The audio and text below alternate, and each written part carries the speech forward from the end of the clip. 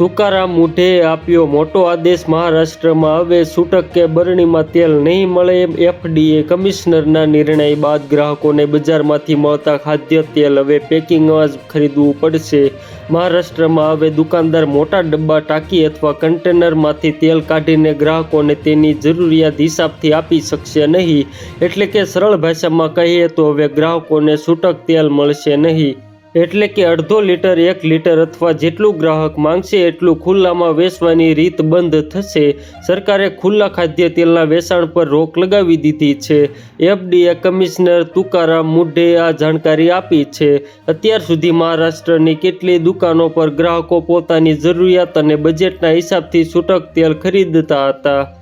દુકાનદાર મોટા ડબ્બામાંથી તેલ કાઢીને ગ્રાહકોને પોતાની જરૂરિયાત હિસાબ અને ખુલ્લું તેલ ખરીદતા હતા. કોઈને અડધો લીટર જોઈએ તો અડધો લીટર, કોઈને 1 લીટર જોઈએ તો 1 લીટર.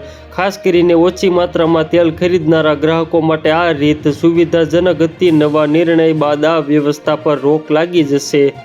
એટલે કે બદલાવ તેલ ખરીદવામાં નહીં પણ તેલ વેચવાની રીતમાં જોવા મળશે. આ નિર્ણય બાદ ગ્રાહકોને બજારમાંથી મળતા ખાદ્ય તેલ હવે પેકિંગમાં જ ખરીદવું પડશે. એટલે કે દુકાન પર જઈને મોટા ડબ્બામાંથી તેલ કાઢવાની જગ્યાએ પેક કરેલું તેલ લેવું પડશે.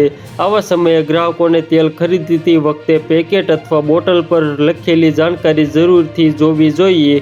તો મિત્રો, હાલ માટે એટલું જ. ફરી મળીએ નવી અપડેટ અને નવા સમાચાર સાથે. તે પહેલાં ખાસ કરીને વિડીયોને એક લાઇક અને BTV ગુજરાતી ન્યૂઝ યુટ્યુબ ચેનલને ખાસ કરીને સબસ્ક્રાઈબ કરવાનું ભૂલતા નહીં મિત્રો.